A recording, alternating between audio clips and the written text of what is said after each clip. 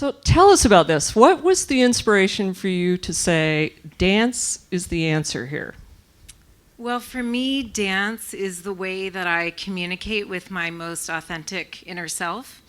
And the day that I got diagnosed with breast cancer, I went to dance class that night.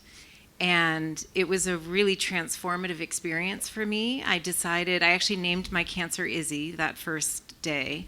And I decided it's perfect that your campaign is called Meet Cancer, because I decided I was going to meet Izzy and learn what she could teach me about my life, about healing, about how to connect with others, and about the real work that needed to happen. So I went to dance class that night, and it was a really profound experience because I met my fear of cancer, my fear of death.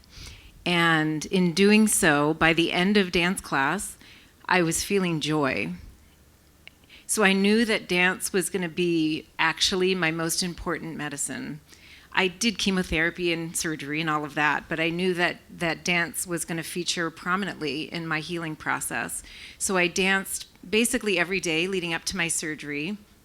And at one point, friends and family, people were constantly asking, what can we do for you? What can we do for you? And my needs were being met. People were bringing me to appointments, and I had, people were bringing me food.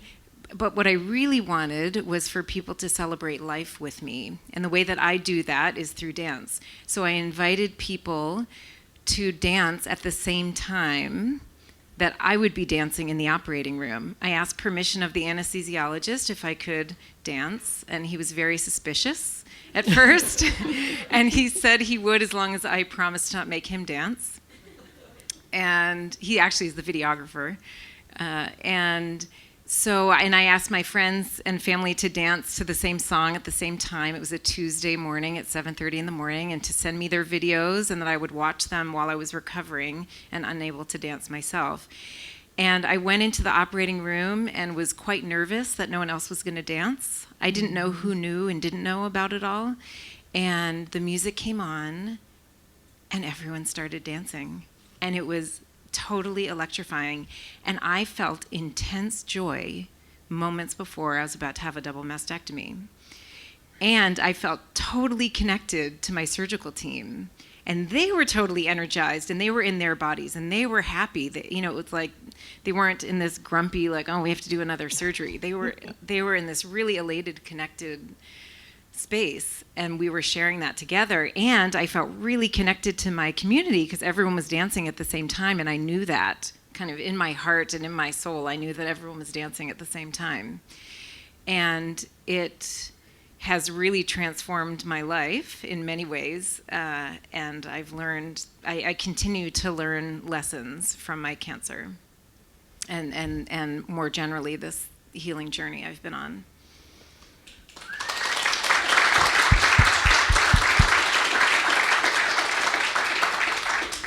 Well, it's such an inspiring story, and of course it inspired us, and we brought Deborah here today because there is definitely going to be an ask of you that might involve dancing. Yeah. Yes, yes.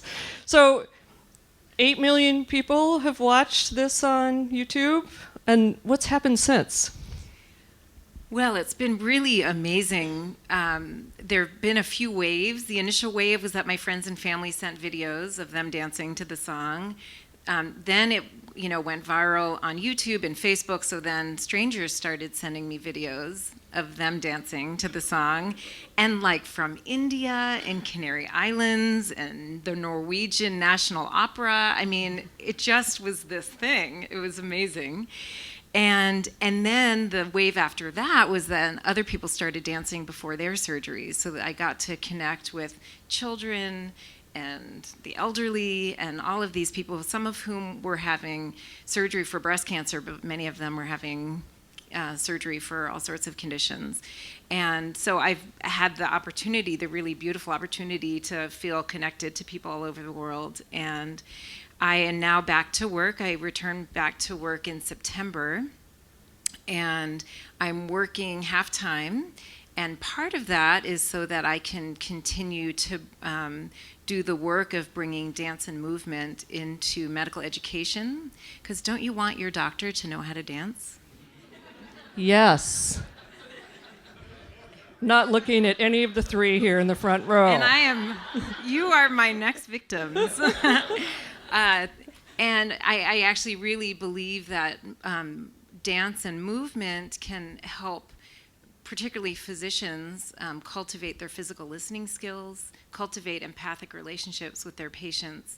I had actually started doing some of this work before my diagnosis, and with all of this business, it has really informed my next steps, and also bringing dance and movement into the clinic. Literally, we're going to be transforming the waiting room in the women's clinic and the hospital where I work to a dance and movement space, and helping patients who are going through health conditions and may feel disconnected from their body to actually love their body and realize that the answers to their healing actually lie inside their body. And instead of shooting away whatever their health condition is and feel like they have to block it out, in fact, welcoming it. What is this health condition going to teach me? What is this cancer going to teach me?